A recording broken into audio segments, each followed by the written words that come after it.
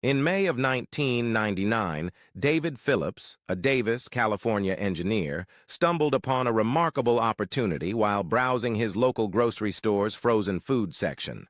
A promotion on Healthy Choice frozen meal cartons caught his eye.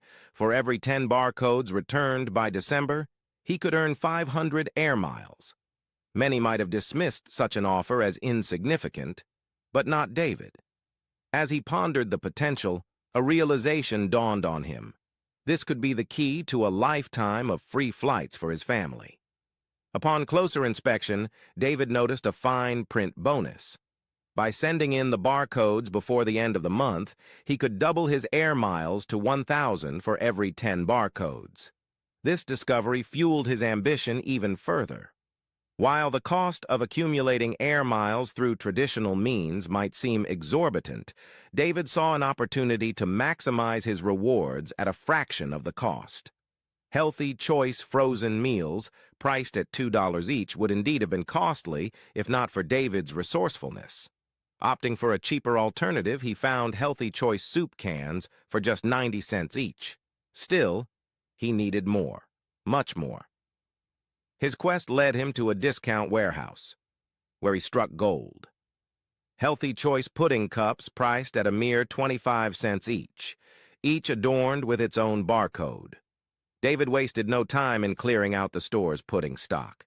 Determined to expand his haul, he sought out other grocery outlet locations across the region, tirelessly purchasing every Healthy Choice pudding cup in sight. His efforts knew no bounds, as he even arranged for additional cases to be ordered at his local store, resulting in 2 pallets of pudding awaiting his return. With meticulous planning and relentless dedication, David embarked on a journey to accumulate enough barcodes to secure his family's dream of flying to Europe for the summer. Each pudding cup brought him closer to his goal, proving that sometimes the most extraordinary opportunities lie hidden in the mundane. David's incredible chocolate dessert shopping spree amounted to an astonishing total of 12,150 pudding cups, an impressive feat indeed. However, with his yard now overflowing with pudding cups, some locals began to question his sanity. Undeterred by their judgment, David decided to share his accomplishments with the world. Under the moniker Pudding Guy, he proudly showcased his stockpile on the Web Flyers website, sparking the beginning of his online pudding legend. As the deadline for earning double miles loomed, David faced a daunting task, tearing off and sending in over 12,000 barcodes in time. But rather than succumb to despair, he devised a brilliant solution. Packing up his pudding cups, he made generous donations to 2 local food banks and the Sacramento Salvation Army, enlisting volunteers to help tear off the barcodes in exchange for the donated food. With their assistance, David successfully collected every last barcode and mailed them off to Healthy Choice. Weeks later, David received a sizable package from Healthy Choice containing 2,506 certificates, each granting him 500 air miles. The grand total? A staggering 1,253,000 air miles. By distributing 216,000 miles among his United, Delta, and Northwest accounts, and depositing the remaining 1,037,000 miles into his American Airlines account, David not only secured priority, boarding, upgrades, and bonus miles for life, but also achieved gold status with American Airlines. What could have cost thousands of dollars in plane tickets for his family's European vacation was now covered by a mere $3,150 investment in pudding cups. By donating the surplus pudding to charity, David also claimed an $815 tax deduction, effectively reducing the cost of each ticket to a mere $75. With his mental math skills paying off handsomely, David and his family embarked on unforgettable journeys to Italy, Peru, Mexico, and the U.S. East Coast, funded by the Pudding Miles. Though the Pudding Miles have now been exhausted, David's legacy as Pudding Guy lives on as a testament to ingenuity and perseverance in gaming the system. And while some may have grown tired of pudding after such a venture, David retained 100 cups for himself, savoring the sweet taste of success on his travels. Oltimje Uwatar, a cab driver in 2015, stumbled upon a loophole in New York's housing laws that offered him a rent-free room for life. By renting a room at the Chelsea Highline Hotel and then requesting a 6-month lease, he triggered a little-known provision in the Rent Stabilization Administrative Code that granted permanent tenancy to SRO occupants who requested such a lease. This law was intended to protect low-income tenants, but Oltimje saw an opportunity to secure a free room indefinitely. However, the landlord of the hotel, upon realizing Oltimje's plan, locked him out of the room to prevent him from becoming a permanent tenant. Undeterred, Oltimje fought back by taking the landlord to Manhattan Housing Court. After a lengthy legal battle, the judge ruled in Oltimje's favor, citing precedents set by other cab drivers like Hamadou Guira and Joe Stevens, who had similarly benefited from the same law. This legal victory highlighted the potential for individuals to leverage housing laws to secure affordable accommodations in New York City's older hotels. While not every hotel qualifies under these regulations, the case of Oltimje Uwatar serves as a reminder to always scrutinize the fine print and understand the legal protections available. So, given the choice between a free vacation, travel for life, or a free apartment for life, it ultimately depends on individual preferences and circumstances. Some might prioritize the freedom to travel endlessly, while others may value the stability of a rent-free apartment in one location. Which would you prefer? For vacations? Go ahead and give that like button a tap for a free apartment. And while you're at it, secure your spot on this channel by hitting subscribe. All set? Fantastic. Now, let's delve into some more intriguing legal loopholes that people have used to beat the system. Venturing into Yellowstone National Park, a treasure trove of natural wonders, can be exhilarating yet perilous. While park rangers caution against grisly encounters and scientists warn of scalding geysers shooting boiling water skyward, there's an even more foreboding location known as the Zone of Death. The zone's eerie moniker stems from a chilling reality. It's a 50-square-mile area where U.S. laws hold no sway. This legal anomaly arises from Yellowstone's unique jurisdictional makeup. Though predominantly in Wyoming, the park spills over into Montana and Idaho, with the zone residing in the latter's remote wilderness. The heart of the matter lies in the Sixth Amendment, guaranteeing the right to a fair trial. For crimes committed within Yellowstone, jurisdiction falls under the U.S. District Court for Wyoming. However, the Zone of Death's sparse population renders assembling a jury impossible, denying defendants their constitutional rights and rendering prosecution futile. Michigan State University professor Brian Kalt stumbled upon this legal loophole while studying the Sixth Amendment, prompting him to sound the alarm with his 2005 essay, The Perfect Crime. Despite calls for legislative action, Congress has been sluggish in addressing the issue. Although no known crimes have occurred in the zone, an Idaho lawmaker in 2022 urged closure of the loophole by adjusting judicial districts. Simple on paper, the fix entails redrawing Yellowstone's judicial boundaries to align with state lines, placing jurisdiction under Idaho's purview. Yet this remedy remains unrealized as of my recording. Thus, the zone remains an enigmatic void in legal oversight, either a no-go zone or a tantalizing haven for nefarious activities, depending on one's perspective. Just a heads up, folks. Let's keep our Yellowstone adventure strictly law-abiding, shall we?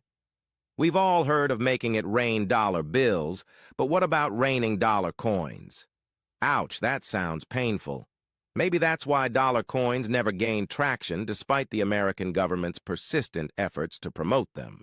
In fact, One campaign to popularize dollar coins ended up backfiring so spectacularly that people were scoring free vacations instead. But why is the U.S. Treasury so eager for Americans to embrace coins? Simply put, it would save them a bundle, over $500 million annually.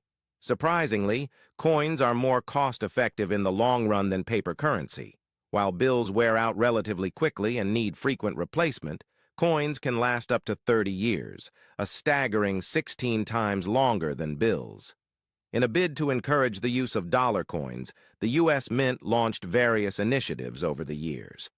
One such scheme in 2008 offered dollar coins at face value with free shipping, allowing purchases with credit cards. Enter Jane Liu, a savvy researcher who spotted a major loophole in this offer. By leveraging a credit card with a high limit, she and other travel hackers could buy thousands of dollars in coins, deposit them in the bank, and promptly pay off the credit card, earning lucrative rewards like free air miles. The plan seemed foolproof, but it quickly spiraled out of control. Instead of circulating, the coins amassed in bank vaults, catching the attention of Mint officials. Massive orders from a handful of customers raised red flags, with reports of individuals purchasing millions of dollars in coins without any entering circulation. By 2011, the Mint clamped down on the scheme, imposing strict limits on coin purchases. Although the free air miles hack was quashed, dollar coins never gained popularity among the public, largely due to their weight and bulkiness compared to paper bills. Plus, let's face it, getting pelted with dollar coins on stage isn't exactly fun. Pretend you didn't hear that last part. In 2010, savvy gamblers on the British Columbia Lottery Corporation's Play Now website stumbled upon a lucrative loophole that consistently netted them $197.50 every time they played. Here's how it worked. New players received a $100 incentive upon joining the site. They then deposited $100 of their own money into their accounts and played a game of baccarat, placing $50 bets on both the player and the banker. In baccarat, with only 3 possible outcomes, player wins, banker wins, or a tie, the gamblers were virtually guaranteed to win one of the $50 bets. Doubling their winnings, they recouped the entire $100 initial deposit. By repeating the same bet, they became eligible to withdraw the $100 deposit bonus. After deducting a $2.50 service charge, the players walked away with a tidy profit of $97.50 in just a few minutes. While this loophole seemed like a major oversight, the BC Lottery Corporation maintains that 75% of players who claimed the $100 bonus continued gambling. However, the promotion was never repeated, leaving speculation about whether it resulted in losses for the corporation. Nevertheless, it remains a remarkable example of clever gamblers exploiting a loophole to outsmart the house. Back in 2008, there was a fascinating tax loophole that essentially offered golf carts for free. Well, sort of. Here's how it worked. With the passage of economic stimulus legislation, 2 new tax credits were introduced for electric vehicles, including a credit for low-speed plug-in electric drive vehicles. However, there was a catch. The credit did not apply to vehicles primarily designed for off-road use, like traditional golf carts. But here's where it gets interesting. To qualify for the tax credit, the vehicle had to be classified as a neighborhood electric vehicle rather than a golf cart. Despite essentially being the same thing, this semantic distinction made all the difference in terms of eligibility for the tax credit. The beauty of this credit was that it could cover up to $15,000, which happened to be the entire cost of a standard golf cart at the time. All one needed to do to claim the credit was to purchase a qualifying neighborhood electric vehicle and take ownership by December 2009. With the proper modifications, such as license plates, signals, lights, and mirrors, these golf carts could legally hit the road despite their typically low top speeds. Sadly, the loophole closed with the expiration of the tax credit offer in 2009. Nonetheless, It serves as a reminder to keep an eye out for such unique opportunities, as you never know when another terrific deal might come along. Since Starbucks first opened its doors in 1971, it has become a global coffee giant with over 18,000 stores worldwide and an astonishing 60 million weekly customers. To reward its loyal patrons, Starbucks introduced the Starbucks Gold Loyalty Card Scheme, offering perks like free drinks on birthdays, free refills, and a complimentary beverage after every 12 purchases. However, some customers took full advantage of these benefits in ways that went beyond the ordinary. Take Andrew, for example, who made headlines in May 2014 by ordering an extraordinary concoction, a 60 espresso shot frappuccino, in a glass vase.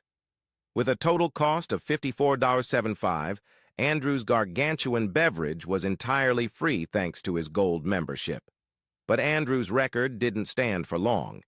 Just 2 months later in Florida, because it's always Florida, a woman set a new record with a 60-58 drink featuring 60 shots of espresso, along with various syrups. Not to be outdone, a man named William Lewis shattered the record in October with a mega latte containing a staggering 101 shots of espresso and 17 pumps of vanilla syrup, totaling 83.75 hours. While these drinks may sound impressive, they also pose serious health risks due to their astronomical caffeine content. Each shot of espresso contains about 75 milligrams of caffeine, far surpassing the recommended daily limit of 400 milligrams. Andrew's and the woman's drinks exceeded this limit by 11 times, while William's drink reached a dangerous 18 times over. Fortunately, none of these customers consumed their drinks in one sitting. Andrew took 5 days to finish his, while William shared his with friends, turning one free drink into multiple servings. Despite the ingenuity of these customers, Starbucks management may have felt a bit bitter about their record-breaking exploits. Double trouble. Identical twins can pose a unique challenge for law enforcement and the justice system. While parents may struggle to tell them apart, the legal system faces a far greater dilemma when it comes to determining guilt in criminal cases. The principle of innocent until proven guilty dictates that there must be proof beyond a reasonable doubt to convict someone of a crime. DNA evidence is often considered a crucial factor in criminal cases, but here's the twist. Identical twins share identical DNA. This creates a legal conundrum where DNA evidence alone cannot definitively prove which twin committed a specific crime. This exact scenario unfolded in Malaysia in 2008 when a judge was unable to determine which identical twin was in possession of narcotics. Consequently, both twins had to be acquitted, as imprisoning an innocent person is deemed more egregious than letting a guilty person go free. A similar case occurred in Arizona, USA, in 2011 involving twins Orlando and Brandon Nembhard. Despite DNA evidence and numerous witnesses, the judge couldn't ascertain which twin was responsible for a fatal altercation outside a nightclub. With both twins sharing identical features, DNA, and each blaming the other for the crime, neither could be definitively implicated. Consequently, both twins were released, leaving the police unable to determine the true perpetrator. In these cases, the legal system faced a formidable challenge in assigning guilt when dealing with identical twins. While it may seem like a win for the twins, it underscores the complexities of justice in such unique circumstances. New Yorkers spend an average of 117 hours stuck in traffic each year, equivalent to over 4 days of being confined to their cars. Given this, it's no surprise that many residents prefer using public transportation, with 2.4 million people relying on the subway daily. It's a convenient mode of travel, and many commuters even bring their pets along. However, in 2019, the New York City Transit Authority introduced a rule stating that animals must be carried inside a container, such as a portable kennel, when boarding trains or entering stations. Yet, where there's a strict rule, resourceful New Yorkers always find a loophole. While the rule specifies that pets must be contained, it doesn't specify the type of containers that are acceptable. As a result, people began to creatively interpret what constitutes a container, using everything from backpacks to laundry bags. For owners of larger dogs, the trend became cutting 4 holes into plastic IKEA bags to fashion makeshift carriers for their pets. These IKEA dogs fit snugly inside the bags, complying with the rule's requirement. The sight of dogs wearing IKEA bags might seem unusual elsewhere, but in New York City, where eccentricity is part of everyday life, it hardly raises an eyebrow. It's just another example of the inventive ways New Yorkers adapt to navigate the city's quirks. While many retirees opt for leisurely activities like cruises or hobbies, Jerry and Marge Selby of Michigan took a different approach to their golden years. In 2003, when a new lottery game called Windfall was introduced, Jerry, with his sharp mind for numbers, saw an opportunity. Unlike traditional lotteries where the jackpot grows until someone hits all the right numbers, Windfall had a unique feature. If the jackpot reached $5 million and no one matched all 6 numbers, the money rolled down to lower-tier prize winners. This meant that even those with tickets matching 5, 4, or 3 numbers could win a prize. Jerry quickly realized that with a strategic approach, he could exploit this system. By investing $1,100 in tickets, he could statistically expect to win at least one 4-number prize, earning him back a significant portion of his investment. Further calculations revealed that he could also expect to win numerous 3-number prizes, ultimately resulting in a profit. Putting his plan into action, Jerry bought thousands of dollars worth of windfall tickets during roll-down events, consistently turning a profit. When the game was shut down in Michigan in 2005, Jerry found a similar game, Cash Windfall, in Massachusetts. Despite the significant upfront investment, the couple's strategy paid off handsomely, grossing over $20 million in winnings by 2009. However, their scheme came to an end when an investigative report by the Boston Globe exposed their activities. Massachusetts announced the phase-out of Cash Windfall, marking the end of Jerry and Marge's lottery venture by January 20th of 12. Despite this, they had amassed nearly $27 million in winnings over 9 years, resulting in a profit of $7.75 million before taxes. Rather than indulging in luxury, Jerry and Marge used their winnings to support their family, assisting their children, grandchildren, and great-grandchildren with education expenses.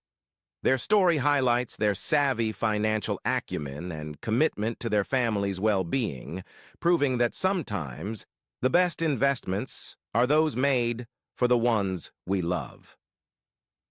In Romania, an unusual law once offered prisoners the opportunity to reduce their sentences by 30 days for each scientific work they published.